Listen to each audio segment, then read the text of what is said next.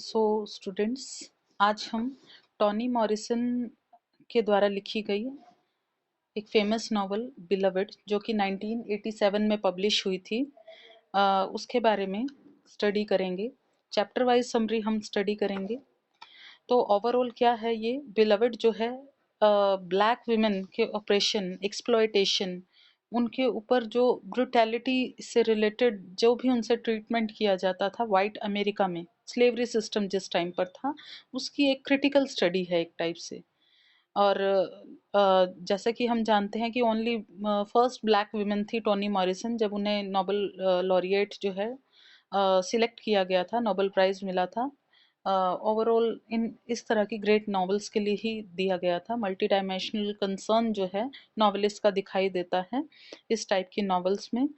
और Tony Morrison ने beloved में जो है सेथे की लाइफ स्टोरी के थ्रू जो है पूरे स्लेवरी सिस्टम के डार्क पॉइंट ऑफ व्यू को दिखाया है।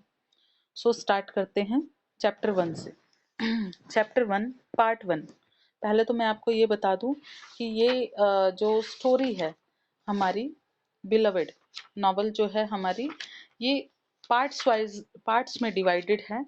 फर्स्ट पार्ट में आपके 18 चैप्टर आते हैं, ठीक है, और सेकंड पार्ट में आपके 19 टू 25 चैप्टर आते हैं, और थर्ड पार्ट में आपके 26 टू 28 चैप्टर आते हैं। तो फर्स्ट पार्ट चैप्टर 1 से आज हम स्टार्ट कर रहे हैं।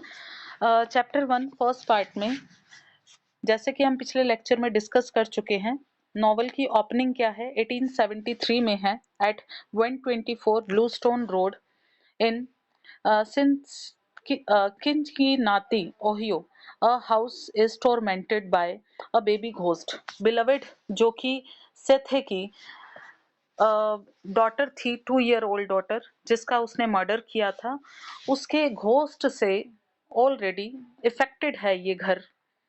नॉवल जब तक स्टार्ट हुई है बिलवड की डेथ हो चुकी है, सेथे स्लेवरी सिस्टम से रिलीज हो चुकी है, और बेबी घोस्ट जो है उस पूरे घर में हॉन्टेड एटमॉस्फेयर क्रिएट किए हुए है।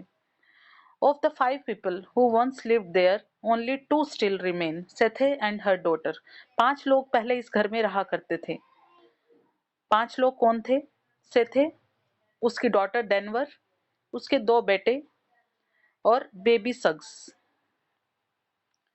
ठीक है, तो बेबी घोस्ट की वजह से अब यहाँ पर सिर्फ 2 रह गए। बेबी सक्स की तो डेथ हो चुकी है और सेथे के दोनों बेटे उसे छोड़कर जा चुके हैं। रीजन बीइंग, उन्हें कहीं ना कहीं ये लगता है कि जिस तरह से सेथे ने अपनी बड़ी बेटी बिलवड को मर्डर किया था, आ, उनका भी मर्डर ना कर दे या उन्हें कोई हार्म ना पहुंचा दे। डेनवर सेथे के साथ ही रही है, बट बेबी घोस्ट की को देखने की हैबिचुअल हो चुकी है वो। Sethe made her way to 124 with her mother-in-law, Baby Suggs, in 1855, when she and her children escaped slavery.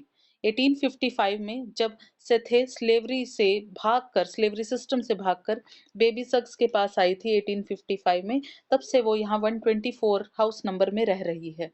Baby Suggs died in 1865 shortly after Sethe's son Buglar and Howard, दोनों बेटों के नाम है, रैन अवे फ्रॉम 124। दोनों बेटों के भाग जाने के बाद जो है 1865 में बेबी सक्स की भी डेथ हो गई थी। While Baby Suggs waited to die, she developed a fascination with colour. It seemed a harmless thing to think, after all even things she had seen as a result of slavery. मरने से पहले जब वो अपनी death की wait कर रही थी, एक फैसिनेशन उनके माइंड में डेवलप हो चुका था। उन्हें ऐसा लगता था कि एक हार्मलेस थिंग है सोचना कि सारी इविल थिंग जो है उन्होंने स्लेवरी टाइम में ही देख ली थी। तो अब बेबी घोस्ट जो उनके चारों ओर घूमता रहता था, ये उन्हें हार्मलेस क्रिएचर नजर आता था।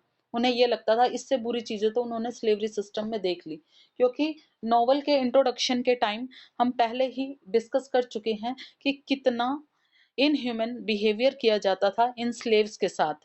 तो अब जो है, तो अब उन्हें ऐसा लगता है कि आफ्टर स्लेवरी ये सब चीजें उनसे तो काफी कम हॉरिफाइंग हैं। Sethe refers to the ghost of her first daughter as crawling already, क्योंकि 2 ईयर की थी जब उसकी बेटी का उसने मर्डर किया था, तो एक क्रॉलिंग घोस्ट ही उन्हें नजर आता है, वो girl. Since she began haunting when 24 no one comes to the house, जब से ये घोस्ट इस घर में आया है 124 में कोई भी उनकी कम्युनिटी से उनके घर में उनसे मिलने नहीं आता। After the death of Baby Suggs, Sethe and Denver tried to negotiate peace with the ghost but got no answer. Baby Suggs की डेथ के बाद सेथे और डेनवर ने बहुत कोशिश की कि एक पीसफुल एटमॉस्फेयर क्रिएट किया जाए, बेबी घोस्ट के साथ जो है थोड़ा सा कॉप अप करने की कोशिश की जाए, कि उसे बोला जाए तुम क्या चाहती हो, जाने का क्या लोगी, कुछ इस टाइप से, लेकिन उसका कोई आंसर नहीं मिलता। Now thinking about the colour pink, Sethe recalls the rose-colored headstone used to mark baby girl's grave for which she prostituted herself. आपको मैं पहले ही बता चुकी हूँ कि बिलवेड को मारने के बाद स्कूल टीचर से सेथे को अपना छुटकारा तो मिल गया, लेकिन अपनी बेबी को ग्रेव स्टोन देने के लिए, हेड स्टोन देने के लिए, जिस पर वो उसका नेम लिखवाना चाहती थी, बिलवेड, पिंक कलर का, रोज कलर का जो है हेड स्टोन दिलवाना चाहती थी, उसने अपने आप को प्रोस्टिट्यूट किया, क्योंकि उसके पास पैसे नहीं थे अपनी बच्ची को एक प्रॉपर फ्यूनरल देने के लिए। द मार्कर रेड बिलवेड, और इस हेड स्टोन पर लिखा हुआ था beloved, the only word she had for approximately 18 month old girl, लगभग 18 साल, 1.5 साल की बेटी। शी लव सो मच, बहुत प्यार करती थी, तो फिर मारा क्यों? उसे स्लेवरी सिस्टम से बचाने के लिए। Remembering other colours, Sethe recognized the irony in how her memory highlight the beauty of sweet home. अब वो दूसरे कलर्स को याद करते हुए सेथे रिकग्नाइज करती है कि क्या आयरनी है, जो मेमोरी है उसके अंदर हाईलाइट करती है जो स्वीट होम की ब्यूटी को। Kentucky plantation from which she ran away, sweet home plantation particular उसका नाम था, केंटकी प्लांटेशन, वहां से वो भागी थी। इंस्टेड ऑफ लिंचिंग, लिंचिंग क्या होता था? हैंग करके मार देना, मर्डर कर देना। शी विटनेस, क्योंकि और स्लेव्स को उसने ऐसा देख रखा था, और अब्यूज शी एक्सपीरियंस हियर, और जितना इल बिहेवियर वो एक्सपीरियंस कर चुकी थी वहां पर, इन ह्यूमन ट्रीटमेंट जो वो एक्सपीरियंस कर चुकी थी, वहां से अच्छा था उसे ये लगा कि मैं इस स्लेवरी सिस्टम से बाहर भागूं। Sethe remember that memory was just as cruel to Baby Suggs, my first born. अब सेथे याद करती है कि ये मेमोरी जो है बहुत क्रूल थी बेबी सक्स के लिए भी, क्योंकि वो बताती हैं कि पहला जो उनका बेबी हुआ था, all I can remember of her is how she loved the burned bottom of bread. Can you beat that? 8 children and that's all I remember. यहाँ पर स्लेवरी सिस्टम के हार्श पॉइंट ऑफ व्यू को बता रही हैं baby सग। कहती हैं कि क्या तुम भूल सकते हो, मुझे तो सिर्फ इतना याद है मेरे 8 बच्चे थे। मीन्स उसने 1 by 1 8 चिल्ड्रन को डिलीवर किया, लेकिन उससे वो बच्चे छीन लिए जाते थे और उन्हें सेल कर दिया जाता था। लास्ट में हेले, जो कि बेबी सक्स का बेटा और सेथे का हस्बैंड था, वही उसके पास रह गया था, अदरवाइज बाकी सभी बच्चे उससे छीन लिए गए थे। तो अपने लाइफ की इस रियलिटी को वो कभी कभी सेथे के साथ शेयर करती थी। पॉल डी, जो एक फेलो स्लेव था स्वीट होम प्लांटेशन में, a fellow sweet home ex-slave is waiting on the porch of 124 when Sethe comes home from work one afternoon.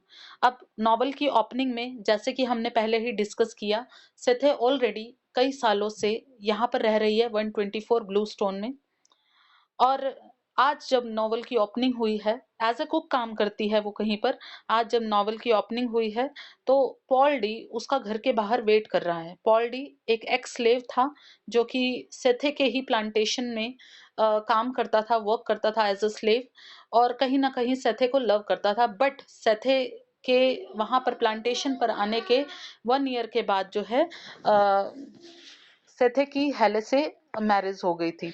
So it was an innermost desire of his to marry her to love her, शायद वो अब पूरी होने वाली थी। Walking into 124, he encountered the red light of the ghost and mistake it for baby Sug. क्योंकि baby ghost उनके घर में घूमता रहता था, तो एंटर करते ही उसे रेड लाइट दिखाई दी एक घोस्ट की, और उसने ये सोचा शायद ये बेबी सग्स का घोस्ट है। तो सेथे उसे एक्सप्लेन करती है that it is her first daughter, but explain no further, लेकिन ये नहीं बताती कि बेबी घोस्ट ये यहाँ पर घूम रही है, ये मरी कैसे थी।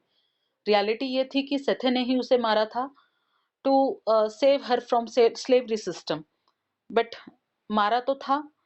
वो पॉल डी से इस चीज को डिक्लेयर नहीं करती है। Paul D notices the changes in Sethe since 18 year, क्योंकि अब 18 साल हो गए थे उसे स्लेवरी सिस्टम से भागे हुए, और सेथे में जो 18 सालों में जो चेंजेस आए थे पॉल डी उन्हें नोटिस कर रहा है। Before when they were together at Sweet Home, जिस टाइम पर वो एक साथ थे 18 साल पहले, her face seem older and softer, but her eyes are still hard and dark. He recalls when Sethe arrived to replace baby Sug after her son Halle. पहले ही हम ये चीज डिस्कस कर चुके हैं कि जो स्ट्रीट होम प्लांटेशन था वहां पर पहले जो ऑनर थे मिस्टर गार्नर, उनके टाइम पर ये सिस्टम था कि कोई स्लेव ओवर टाइम करके एक्स्ट्रा पेमेंट देकर अपनी फ्रीडम को परचेज कर सकता था। तो हेले ने क्या किया था, ओवर टाइम करके पैसे इकट्ठे किए और अपनी मदर बेबी सग्स की फ्रीडम को परचेज किया था, और बेबी सग इस तरह से स्लेवरी सिस्टम से फ्री हो गई थी पहले ही 124 में आकर रहने लगी थी, और उनके रिप्लेसमेंट के तौर पर सेथे स्ट्रीट होम प्लांटेशन में आई थी। अब हेलन ने ये सोचा था कि मैं भी अपनी फ्रीडम को परचेज कर लूंगा बाद में, पहले अपनी मदर को फ्री करूंगा, लेकिन मिस्टर गार्नर की डेथ के बाद जब स्कूल टीचर एक केयर टेकर बन गया स्वीट होम प्लांटेशन का, तो उसकी ये अपॉर्चुनिटी उससे छिन गई। तभी हेले और सेथे ने वहां से भागने की सोची थी। सो जिस टाइम पर पॉल डी ने उसे वहां पर देखा था, अब से वो ओल्डर नजर आने लगी थी सेथे, उसकी आईज लेकिन अभी भी वही हार्ड और डार्क थी।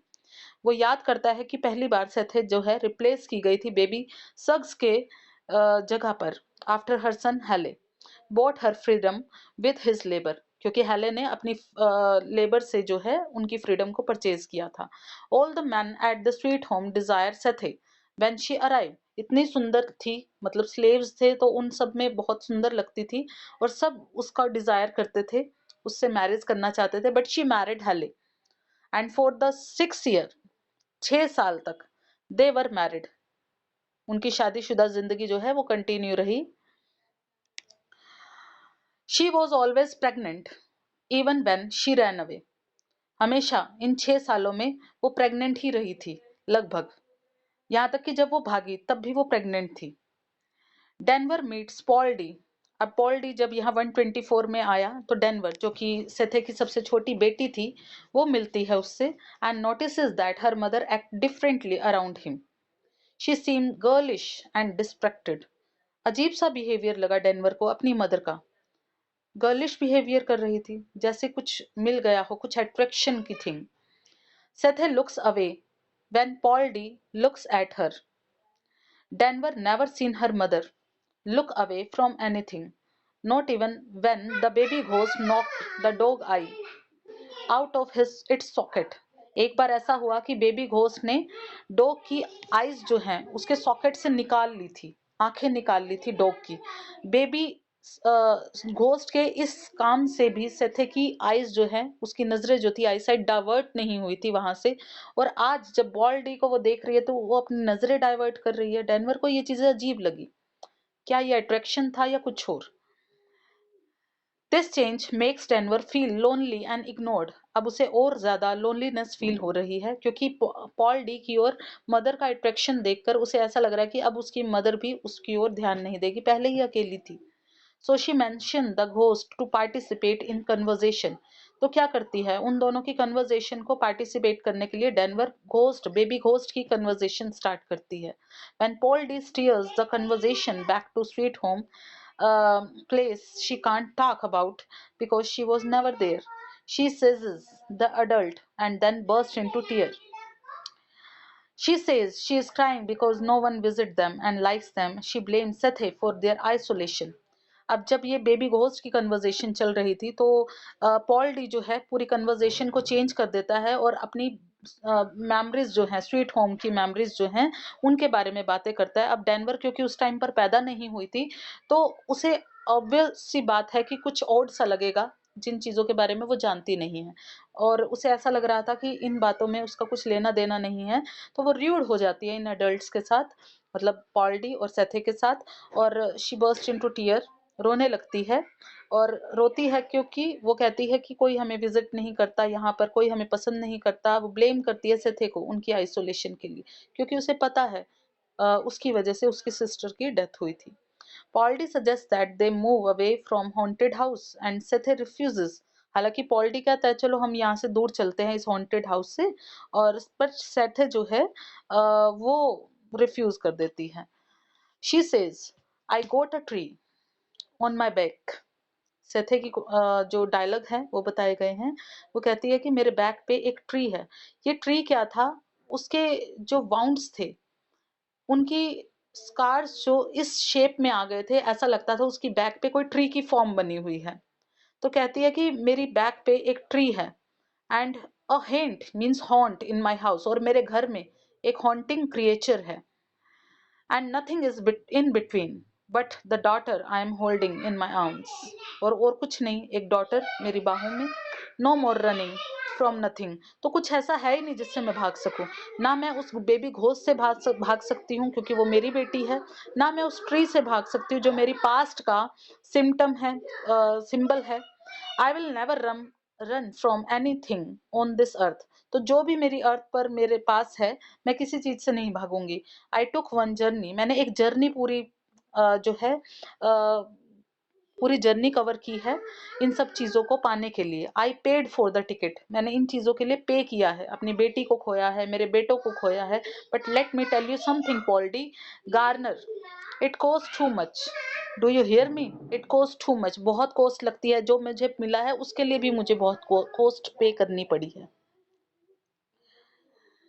Now next paragraph. Sethe remembers,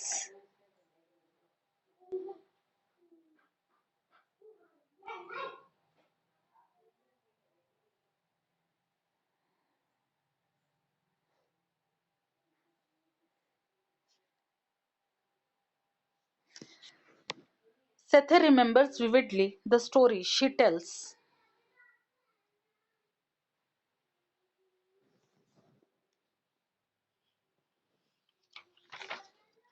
Just a minute.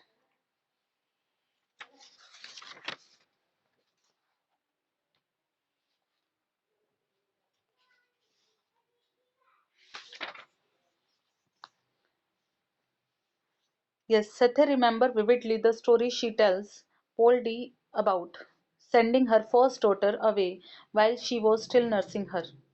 वो याद करती है उस स्टोरी को जो वो पॉल्डी को बताती है कि कैसे उसने फर्स्ट डॉटर को अपने से दूर भेज दिया जब वो उसे नर्स कर रही थी, एंड प्रेग्नेंट विद डेनवर, और डेनवर को बर्थ देने वाली थी, while she was still at sweet home.